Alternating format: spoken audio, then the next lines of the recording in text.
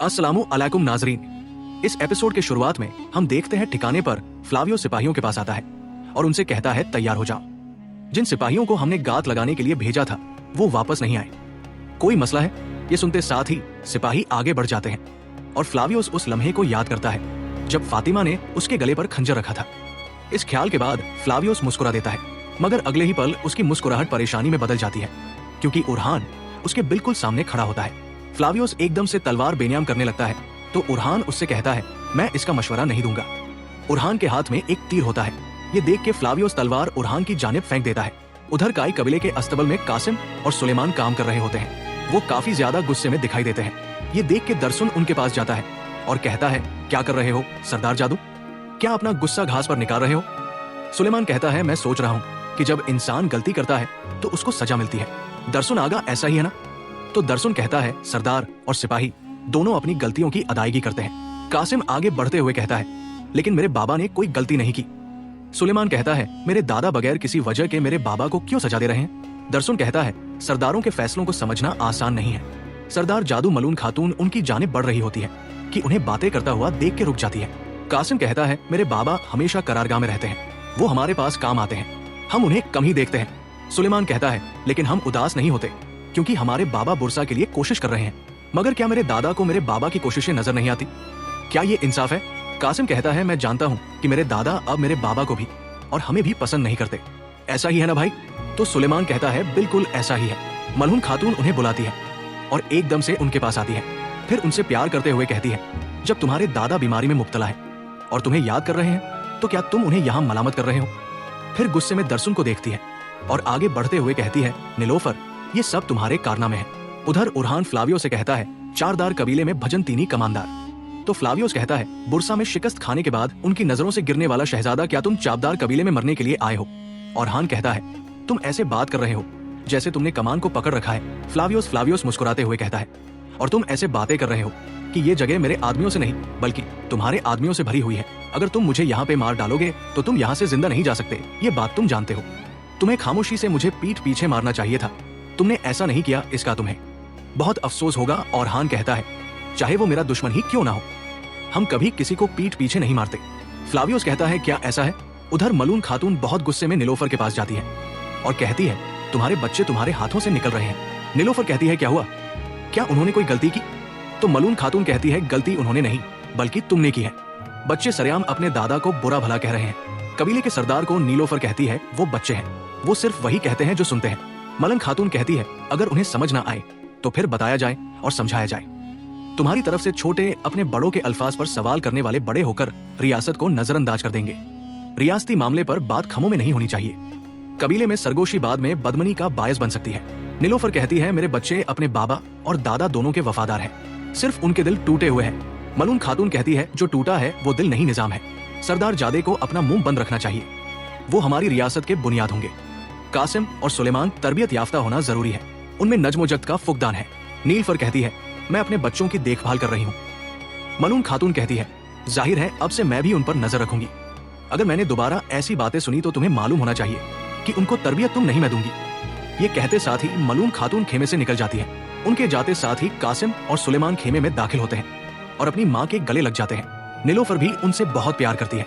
उधर फ्लावियोस और से कहता है, मुझे बताओ कि तुमने जो किया, क्या मेरे भाई को मारने वाला शख्स ये कह रहा है उस शख्स का बेटा जिसने बाफियोस की लड़ाई में मेरे बाबा को मारा था?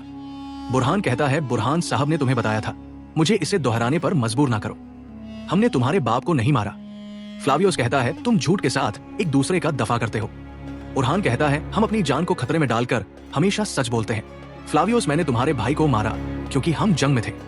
फ्लावियोस अपने दांत पीसते हुए कहता है, मैं उन दोनों का इंतकाम लूंगा।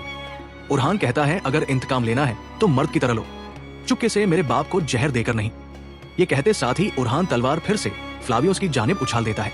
काई के बदले में शहंशाह अलाउद्दीन से कहता है, हमें मुकम्मल फतह के लिए अपने पास मौजूद सब कुछ बोरसा भेजना चाहिए।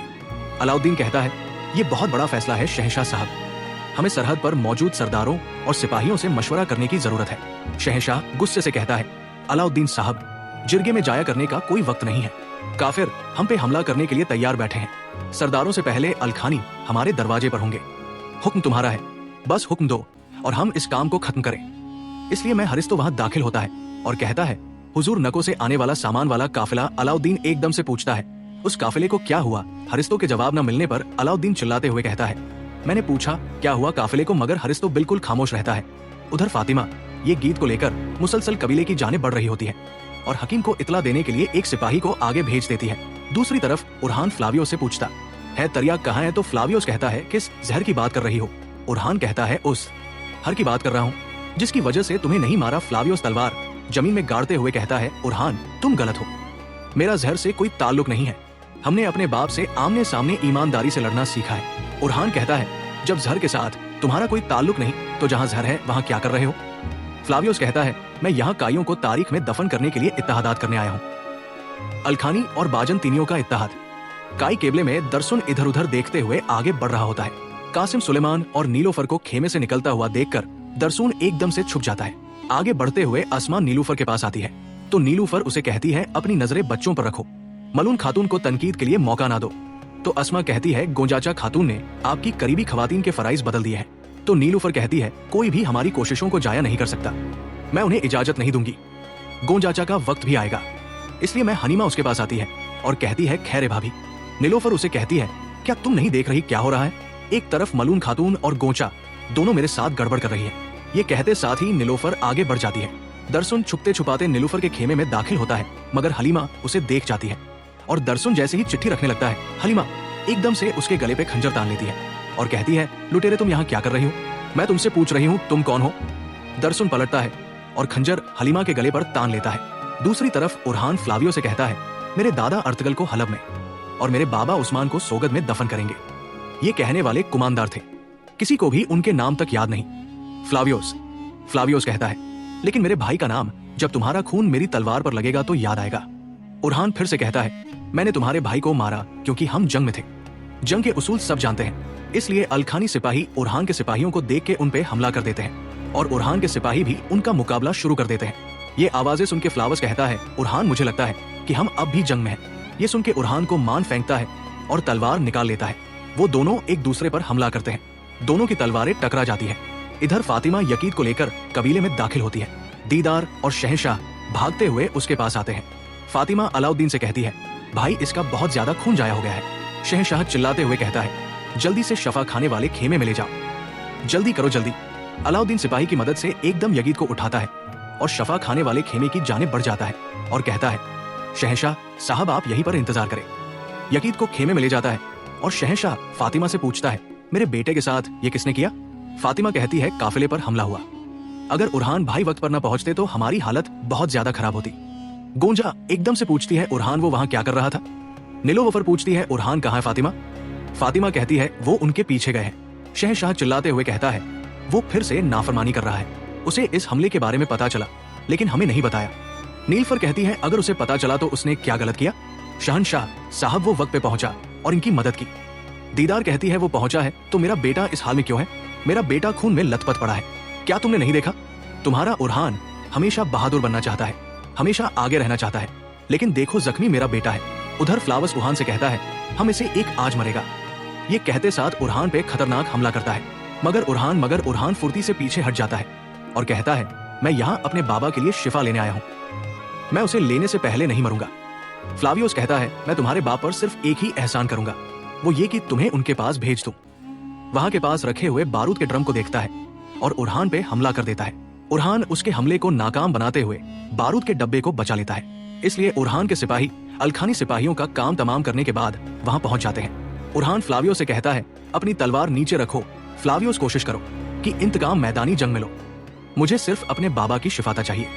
इसलिए मैं कमांडर बाकी सिपाहियों के साथ वहां पहुंच जाता है और उरहान को देखते हुए कहता है, उस्मान का कुत्ता, हम तुम्हारे पास ही आने वाले थे लेकिन तुम खुद हमारे पास आ गए। फ्लावर्स और खान से कहता है, गैरतमंद आदमी अपनी तलवार को लहुलान होने से पहले मयान में वापस नहीं रखता, ये मैदान जंग का है और ये तुम्हारी कब्र होगी। वो खान पे हमला करता है तो उरखान उसे एक जोरदार लात रसीद करता है और अलखानी सिपाहियों के आगे बढ़ने से पहले बारूद को आग में धकेलता हुआ पीछे भागता है। वो बुलंद आवाज में अपने सिपाहियों को पुकारता है और धमाका हो जाता है और हान के लबाजी खाते हुए खुद को बचाता है। फ्लावियोस और बाकी सब भी जमीन पर जा गिरते हैं और उसके साथ ही उठने की कोशिश में होते हैं कि फ्लावियोस घोड़े पर सवार होता है और वहां से भाग जाता है। वो भागते हुए कहता है, मैं तुम्हें दोबारा ढूंढ लूंगा उरहान। फ्लावर्स तो भाग जाता है मगर कमांडर फंस जाता है। ओरान के इशारे पर सिपाही उसे दबोच लेते हैं और उसे उरहान के सामने घुटनों के बल कर देते हैं। उरहान कहता है, मैं सिर्फ एक बार पूछूंगा, मेरे बाबा की शिफा कहाँ है? कमांडर कहता है, तुम किस बारे में बात कर रहे हो?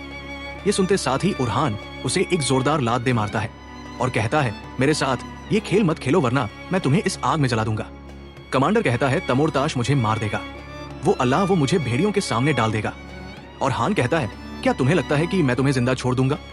उसे मारने लगता है कि कमांडर एकदम से कहता है, बताऊंगा मत करो। कबले में हलीमा दरसुन से कहती है, तुम जासूस थे, तुमने मेरे बाबा को जहर दिया। तो दरसुन कहता है, रुक जाओ सरदार जादी, कौन सा जहर, मैं जासूस नहीं हूं। हलीमा उसकी टांग पर टांग मारती है और एकदम से खंजर की हथनी उसके सर में मार के उसे बेहोश कर देती है। फिर वो खेमे से बाहर आती है तो आइकुत उसके पास आकर कहता है, फातिमा खातून ये गिद्ध को लाई है, वो जख्मी है। हलीमा एकदम से पूछती है, क्या मेरी बहन ठीक है? तो आइकुत कहता है, अल्लाह का शुक्र है वो ठीक है। हलीमा दरवाजा खोलती है और आइकुत से कहती है, इसे बांध दो, इससे पहले कि कोई इसे देख ले, इसे गोदाम में ले जाओ।